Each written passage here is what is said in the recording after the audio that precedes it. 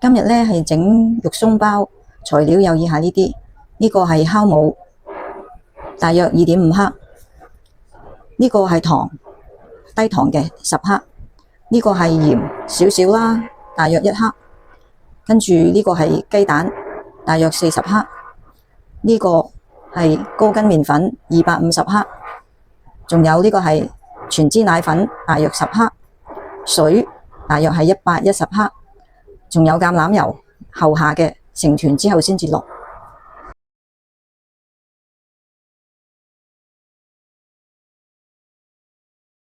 好啦，開始嘅時候呢，首先將所有乾嘅材料呢擺埋晒一齊，但係記住呢，酵母同埋鹽係唔可以擺埋一齊嘅，如果唔係呢，鹽係會殺死啲酵母嘅，所以要分開去擺。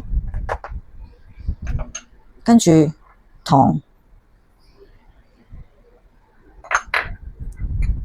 奶粉，全部嘢落埋晒落去呢，就可以將佢撈埋晒一齊。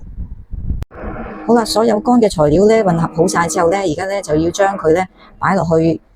我呢架呢就喺淘寶買嘅一架和麵機啦。咁呢喺裏邊可以將啲麵呢撈埋一齊。如果你有麵包機或者廚師機都係可以嘅。咁如果你覺得用手嚟搓呢都係可以嘅，但係呢就可能會辛苦啲，同埋呢就花多少少時間氣力啦。咁我而家呢跟住呢就要將啲濕嘅材料，我首先呢將啲蛋落咗落去先。我哋落咗啲雞蛋落去之後呢，就跟住落水，但係落水呢就唔好一次過落晒，要逐少逐少咁樣落。落咗啲，你覺得佢咁上下呢，然後先再落。如果一次過落得太多呢，乾得滯呢就翻唔到轉頭啦，又要加麵粉，啲材料呢又唔同晒噶啦。好啦，而家呢其實我已經落晒啲水落去噶啦，但係呢你睇到啲麵呢好似都係好乾喎。咁如果你覺得佢太乾嘅話呢，就再落多啲水啦，但係呢就要逐少落，唔可以一次落得太多喎。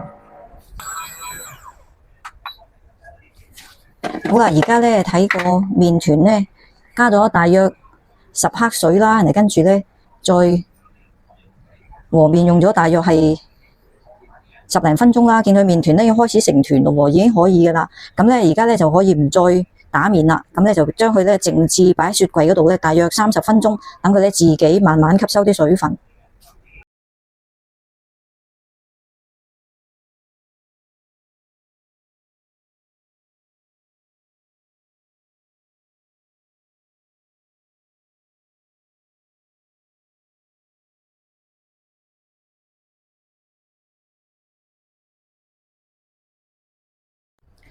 好啦，而家呢和麵機呢已經將個麵團呢搞掂咗啦。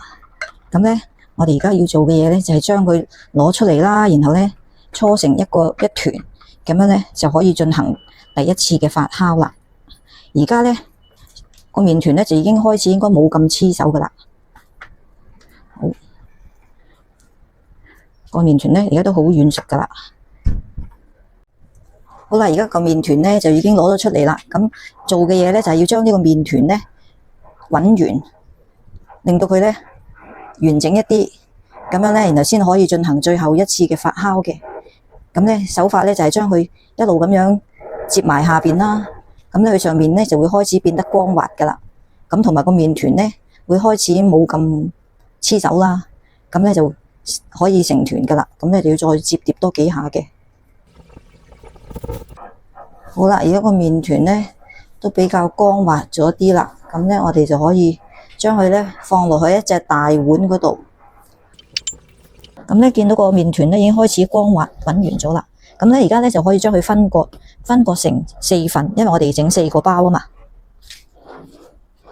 而家香港嘅天氣呢都有成30幾度啊，都幾熱下嘅，所以呢我諗發酵45分鐘呢應該都 OK 噶啦。咁呢而家個麵團呢係細細地咁樣啦嚇，擺咗喺呢度。咁呢當佢發酵完成嘅時候呢，就應該會有2倍大嘅，咁所以呢就要揾隻大少少嘅碗，如果唔係呢佢就會發晒出嚟噶啦。咁呢而家我哋呢就揾嘢冚實佢啦，咁呢就擺喺啲溫暖嘅地方嗰度呢發酵大約45分鐘。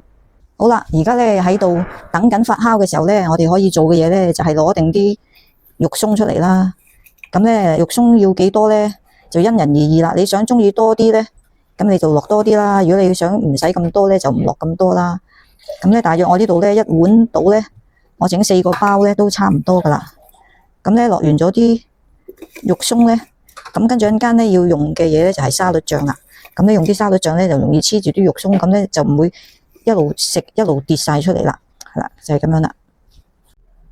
好啦，而家咧個麵團已經發酵咗45分鐘啦。咁我哋睇下佢而家，哇！你睇下，比原先咧嗰個 size 係大咗2倍啦，已經。咁我哋咧如果想知道佢係咪真係發酵完成咧，我哋可以用一個方法，就係咧喺個麵團嘅中間用個手指篤個窿落去。咁如果篤出嚟咧，佢係可以咁樣樣冇黐手嘅咧，咁咧就證明發酵已經完成啦。咁你發酵完成嘅時候咧，我哋將啲麵團攞出嚟啦。咁首先喺呢塊板上邊咧，我哋就加啲麵粉啦，然後咧就將呢一個麵團咧攞出嚟啦。好啦，麵團咧就攞出嚟咯。咁咧我哋咧就加少少麵粉落去啦，咁佢咧唔會黐啦。咁咧然後而家我哋做咧就將個麵團咧一路咁樣去摺疊，一路咁樣去摺。好啦，摺好咗之後咧，我哋咧將呢個麵團反轉佢，然後咧我哋就將佢咁樣嚟到滾圓。好啦，我哋呢個麵團咧，我正話咧就稱過佢咧就436克到啦。咁咧如果係分開4份咧，就大約190克一個啦。咁我哋咧就睇下而家咁樣嘅分啱唔啱啦。好啦，而家咧分割咗4份啦，正話講錯咗，其實咧係109克先至啱，講錯咗，唔係190克，109克。好啦，咁咧我哋而家咧將4個麵團咧都係同正話一樣咁樣啦，將佢摺疊，中間咧攣埋佢啦，然後跟住呢個咧就用一個手掌嚟到去幫佢滾圓啦。好啦，咁咧滾完咗咧，我哋將佢擺埋一邊啦。咁咧4個都係一樣咁樣做。而家咧4個麵團都已經完成咗啦。咁樣咧就等佢喺度休息返15分鐘，進行第2次發酵。15分鐘之後咧，我哋再處理個麵團。好啦，而家咧個包咧就已經休息咗15分鐘啦。咁我哋可以攞第一個出嚟，其他啲咧冚住佢先。如果唔係咧，好容易會吹乾嘅。咁我哋亦都係加啲手粉啦。咁然後將呢個包咧擺落去，慢慢咧整開佢。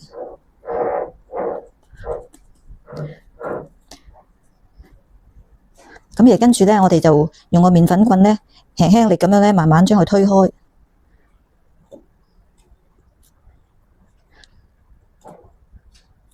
推到佢咧，大約係一個長長地嘅橢圓形咁樣啦。咁咧，我哋就可以包餡噶啦。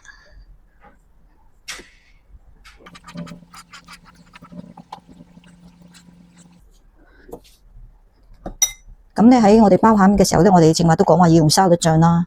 咁咧就將佢黐住嗰啲肉鬆，唔會跌晒出嚟嘅啫。咁所以唔使落咁多嘅，少少就得噶啦。咁咧加少少喺呢個包嘅上半啦。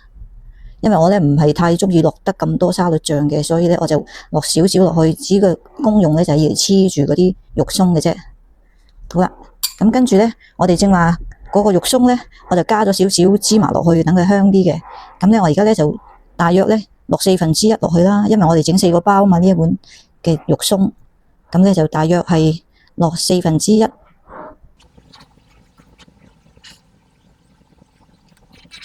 好啦，咁樣咧呢個包咧就落咗1/4啦，將佢咧下邊呢度咧就壓平佢先，咁陣間我哋容易啲包嘅。好啦，咁而家跟住咧，我哋將呢個包咧慢慢包啦。首先咧就係咁樣啦，咁咧就將佢包咗，然後咧我哋撳咗側邊呢一度，撳實咗佢。好啦，咁跟住咧可以將呢個包咧攞翻上嚟，呢度見到有個開口嘅正話吓。咁呢個開口咧，我哋點樣做咧？我哋慢慢將佢推啦，一路推嘅時候咧，佢個開口咧就會慢慢黐埋咗噶啦，咁就唔會爆口噶啦。咁我推嘅時候咧都係兩邊用少少力啦，中間咧就輕啲，咁咧佢就會變成一個好似欖核形咁樣嘅包啦。因為我哋今日整嘅包咧就係欖核形。好啦，咁我哋整到都差唔多咯，見佢係咪？咁啊可以擺落去個盤嗰度準備進行最後發酵啦。咁咧就將正話嗰個埋口位咧擺喺最底下邊嗰度，咁然後咧就將佢擺過去個盤度準備最後發酵啦。咁咧4個包都係咁樣嘅做法。好啦，咁咧當啲沙律醬咧又係咁樣搽落去啦。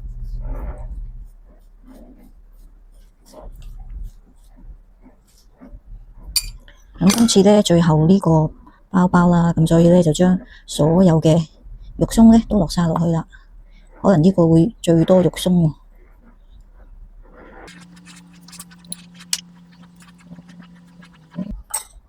都係一樣啦。將呢個下邊撳平佢先啦，跟住我哋就捲啦。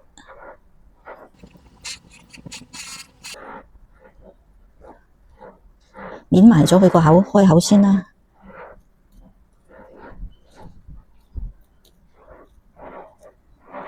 好啦，將佢全部啲開口都捻埋晒之後咧，我哋都係一樣照慢慢將佢推返平嗰啲薄口位啦。呢個包真係特別大個啲啊，因為多肉鬆。好啦，咁就差唔多咯喎。咁我哋咧就將呢個最後呢個包咧都擺埋落嚟啦。咁咧擺晒啲包落嚟嘅時候咧，我哋就可以進行最後發酵啦。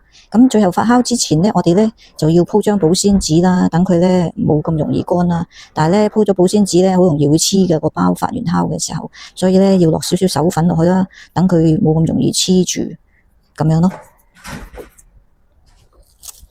咁咧可以用翻正話嗰個保鮮紙咧冚住佢，咁咧就可以進行最後發酵啦。咁進行最後發酵咧，為咗令佢可以發酵得快少少咧，同埋增加佢嗰個濕度咧，我會擺一碗熱水落去個焗爐裏邊，咁然後咧就將呢一個準備去發酵嘅焗盤咧，就放入去個焗爐裏邊。咁咧，如果咁樣發酵咧，大約係30分鐘至45分鐘，就應該可以發酵完成最後發酵噶啦。而家咧就最後發酵都完成咗啦。咁而家咧，我哋就要預熱個焗爐啦。咁如果家用嘅焗爐，好似我嗰啲咁細個嗰啲焗爐咧，上下火180度，大約焗8分鐘，跟住轉下個盤，然後跟住咧再焗多8分鐘。如果焗到咁上下咧，覺得佢夠色啦，咁咧就可以加個錫紙冚住佢。如果唔係就會燶得滯噶啦。咁而家首先要做嘅嘢咧，就係幫佢掃啲蛋液啦，令到佢可以金黃啲啦，焗出嚟嘅時候會靚啲啦。咁咧，每一個都係薄薄地掃一層嘅蛋液，咁就得噶啦。